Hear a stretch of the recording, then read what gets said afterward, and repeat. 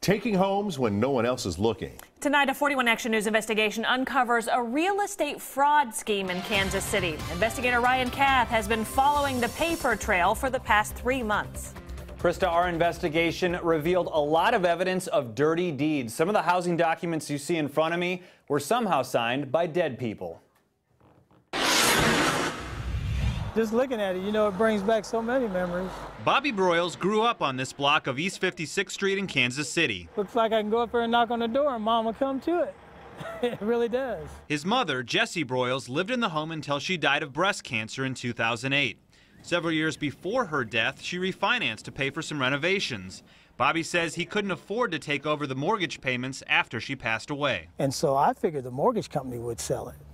But it just sat there. Last year, Bobby heard his mother's home would be sold at the courthouse for back taxes, and he thought about making a bid. It has a lot of sentimental value. But then he heard from neighbors that someone else had moved in, and he figured the bank had found a buyer. So he forgot about the family home until we showed him the deed. The signatures weren't even close. They weren't even close. Mom had a nice handwriting, and whoever signed this, they didn't do too good of a job. Somebody had signed Jessie Broyles' name on this quitclaim deed more than 4 years after her death. The document transferred ownership of the home to a complete stranger. No money was exchanged, no questions asked. The fact that they would just do that, you know, it's just something about the morals, you know. It seems like people don't have those anymore. For 3 months, the 41 Action News investigators reviewed stacks of housing records in Jackson County. We found at least a dozen homes that seemed connected to the same scheme. In 2012, someone filed this deed to Melinda Cayley's home on 72nd Street in Waldo 3 years after she died. And in 2010, a deed shows Johnny and Ernestine Lee transferred their home on 59th Street. But their names were spelled wrong. Not to mention Ernestine passed away in 2004, and Johnny had been dead for 3 decades. Our investigation also tracked down forgeries from the living. Is that your signature? Oh, no. Sandra White raised 6 kids in this house on Victor Street, but recently she walked away when the payments and upkeep overwhelmed her. Are you mad?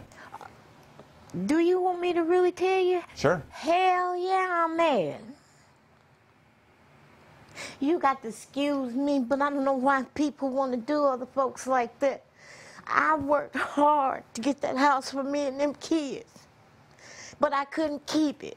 And then they gonna forge my name? No, I can't accept that. This is the quitclaim deed. We took the documents to the husband and wife legal team of June Carbone and Bill Black, both law professors at UMKC.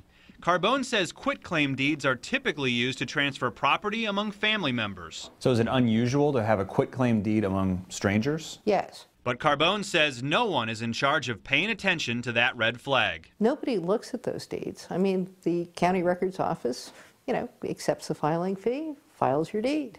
They don't police it. There are no guards. Black is a white-collar criminologist who has studied real estate fraud. In this case, he says the money is likely coming from unsuspecting buyers willing to pay cash or from renting the homes to tenants. How sophisticated is this scheme? They've identified the right kind of vulnerability, and that's a key thing in a fraud.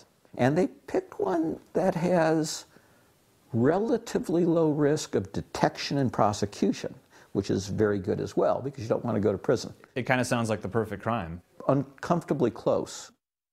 Who's behind this apparent real estate fraud scheme? We spent weeks tracking people down to get that answer. I need to ask you these. These are important questions. Okay. Listen. Don't touch the camera. Don't touch it. Willis, how'd you get the deed of this house? Our investigation of these dirty deeds continues next.